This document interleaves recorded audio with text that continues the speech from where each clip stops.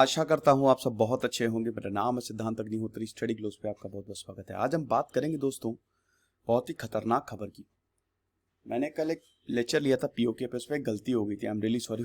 जल्दबाजी में फ्लो में मुझसे गलत निकल गया। एक्चुअली मैंने हरी सिंह को महाराजा रंजीत सिंह बोल दिया था, तो इसको थोड़ा सा करेक्ट कर लीजिएगा। उस समय होम मिनिस्टर हमारे वल्लभ भाई पटेल थे।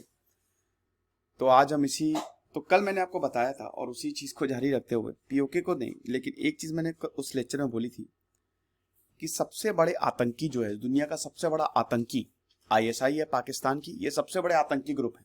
इनसे बड़ा आतंकी ग्रुप दुनिया में कोई नहीं है और इनकी आर्मी है। ये बोझ है दुनिया पे। जिस दिन इनको खत्म कर देंगे उस दिन समझ लीजिए मजा आ गई, पूरी दुनिया अच्छे से रहेगी। तो अब ये जो डी कंपनी है, दाऊद इब्राहिम की कंपनी है, ये पाकिस्तान की आईएसआई के प्रेशर में है।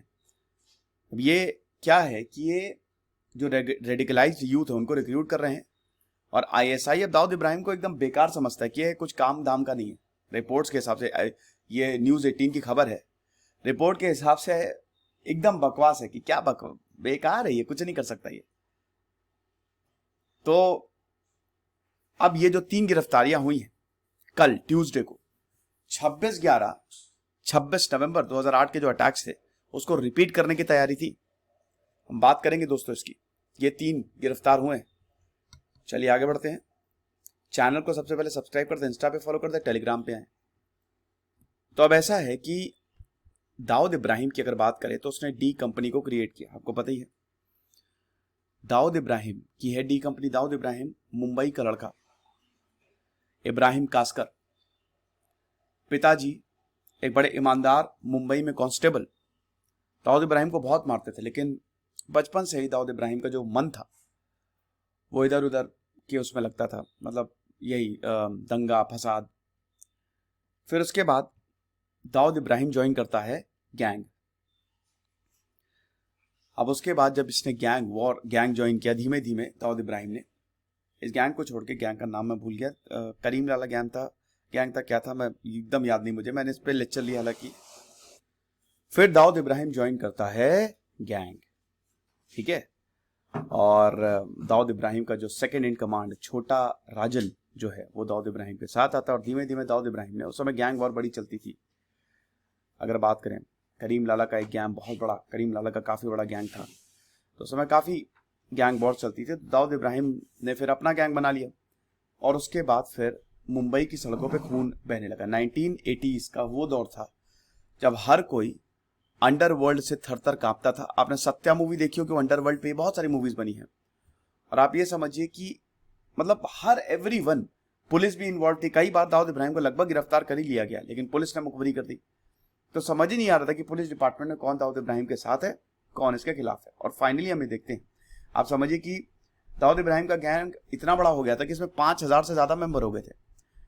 और 1993 बॉम्ब ब्लास्ट हुए और उसके बाद फिर दाऊद इब्राहिम भाग गया। राम जेठमलानी ने बोला था ना कि दाऊद इब्राहिम ने राम जेठमलानी को फोन किया था कि मैं आके सरेंडर करना चाहता हूँ। मैं मुंबई में, क्योंकि मुंबई का था, अभी इस समय पाकिस्तान में कराची में है, ठीक है। तो मैं सरेंडर करना चाहता हूँ, लेकिन मुझ पे बाकी, मतलब ये वाला जो बॉम्ब ब्लास्ट है इसमें मैं इन्वॉल्व नहीं था, ये केस हटा लिया जाए। तो कहा था राम जेठमलानी ने। जब मैंने सरकार को बताया तो सरकार ने मना कर दिया। तो यही है कि Dawood Ibrahim most wanted terrorist है। भारत की बात करें तो he is most wanted terrorist. Money laundering की बात करें, ड्रग ट्रैफिकिंग, एक्सटॉर्शन, ये सब दाऊद इब्राहिम करता है। दाऊद इब्राहिम की बेटी की शादी जावेद मियादाद के बेटे से हुई है, बताइए। तो यही हिसाब किताब रहा है।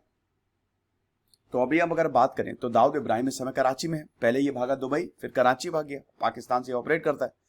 और भारत बार बार बोल रहा है पाकिस्तान को कि भाई हमको दाऊद इब्राहिम सौंपो, दाऊद इब्राहिम सौंपो, लेकिन ये सौंपते ही नहीं है। तो अब ये इसके ऊपर आरोप लगा है, मतलब सूत्रों के हिसाब से, सोर्स के हिसाब से। अभी सोर्सेस क्या है मुझे नहीं पता, न्यूज चैनल्स के या इन मीडिया के सोर्सेस क्या होते हैं। अच्छे ही सोर्सेस होंगे, ऐसे थोड़ी ना छाप देंगे। 6 लोग गिरफ्तार हुए हैं ट्यूसडे को। 6 लोगों की गिरफ्तारी हुई है और ये गिरफ्तारी जो है, इसमें साफ पता चलता है कि एक बहुत बड़े इवेंट को अंजाम दिया जाना था। एक बहुत बड़ी आतंकी घटना को अंजाम दिया जाना था। ट्यूसडे को गिरफ्तारी हुई है। ये मल्टी स्टेट ऑपरेशन चला था। ये पाकिस्तान बैक्ड टेरर मॉड्यूल था। अब आप समझिए कि अभी नवरात्रि आ रही है, रामलीला गैदरिंग, ये टारगेट थी। यानी कि अभी दिवाली पे, दशहरा पे ये घटिया लोग हमला करना चाह रहे थे। तो दिल्ली पुलिस के स्पेशल सेल ने Tuesday along with Uttar Pradesh UP anti terrorist squad, जब से एंटी टेररिस्ट स्क्वाड नहीं, जब से NIA आया है 2009 से, तब से आप समझिए कि आतंकी घटना बिल्कुल निल हो गई है। क्योंकि इधर आतंकी है, उससे 10 गुना आगे हम हैं। ये जहां से इनकी सोच खत्म होती है वहां से अब हम सोचते हैं। तो जिनको अरेस्ट किया गया वो जान मोहम्मद शेख, जो आपने फोटो में देखा, वो महाराष्ट्र से आता है। ओसामा दिल्ली से आता है। मूलचंद उत्तर प्रदेश के रायबरेली से आता है। जीशान कमर इलाहाबाद से आता है। मोहम्मद अबू बकर बहराइच से आता है। और मोहम्मद आमिर जावेद लखनऊ से आता है। ये 6 हैं। इसमें अगर जान मोहम्मद की बात करें तो 47 साल का, मूलचंद 47 साल, बाकी सबके सब कोई 22, 28, 23, 31 ऐसे हैं। इन सबको गिरफ्तार किया गया है। और यूपी, महाराष्ट्र, यहां सब रेड्स हुई। और जिनको अरेस्ट किया गया है वो अभी अपकमिंग फेस्टिव सीजन है ना, यहां पे आतंक फैलाने वाले थे। 26/11 को रिपीट करने वाले थे।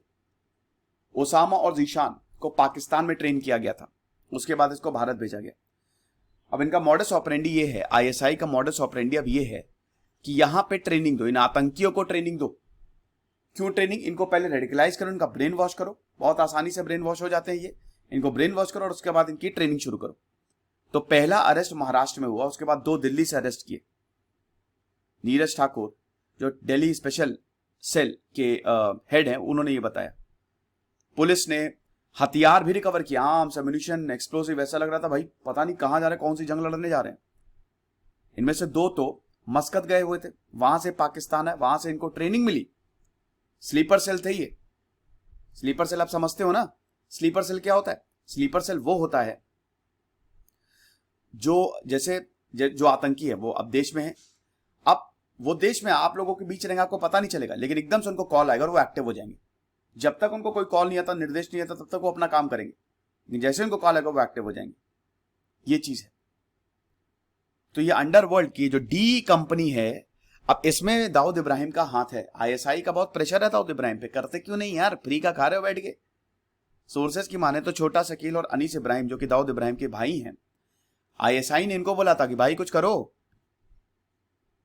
और उसके बाद अनीस इब्राहिम ने आदमियों को रिक्रूट करना शुरू कर दिया। सोर्सेस का यही कहना है कि भाई 26/11 अटैक जो मुंबई में हुए थे ना, उसी को ही रिपीट करने की कोशिश है। ये नया मॉडस ऑपरेंडी है पाकिस्तान ISI का कि रेडिकलाइज्ड इंडियन यूथ को ट्रेन करो और उसके बाद यहां पे भेजो। इंटेल सोर्सेज ने बोला है कि जो 6 लोग अरेस्ट हुए हैं वही दिल्ली और यूपी पुलिस ने किए हैं। आप समझिए कि जब पंजाब में टिफिन बॉम्ब अभी हुआ था ना, अगस्त में टिफिन में बॉम्ब लगा दिया था, उसमें भी इनका केस है। पंजाब उसके बाद से हाई अलर्ट पे था। ये चीज अब आप देखिए कि ये सब कितने बदतमीज, इन लोगों को मजा आती है लोगों की जान लेने में। कौन सी कुरान कहती है या कौन सा इस्लाम कहता है कि भाई लोगों को मारो? पहली बात यह है कि ये जितने भी आतंकी हो, चाहे कोई भी हो,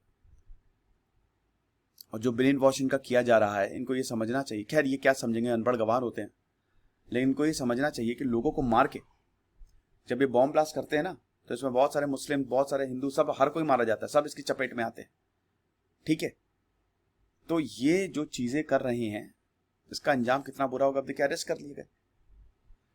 अब ऐसा है ना कि हमारी जो इस समय की अभी जो पुलिस है और जो NIA है बहुत सतर्क रहती है। बहुत शानदार काम है उनका, बहुत ही शानदार काम है।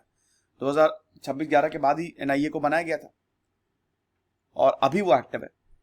ये चीज तो फिलहाल ऐसे कोई भी मंसूबों को हम कामयाब नहीं होने देंगे। अच्छा, आप टेस्ट नहीं दे रहे हो यार, अभी 3 दिन आपने टेस्ट दिया, कल काफी कम लोगों ने टेस्ट दिया, तो आप टेस्ट दो। हमने आपके लिए ही टेस्ट सीरीज बनाई है ताकि UPSC के एग्जाम होने तक आपकी बहुत बढ़िया प्रैक्टिस हो जाए। हर शाम 5 बजे आधे घंटे टेस्ट होता है। Thank you so much.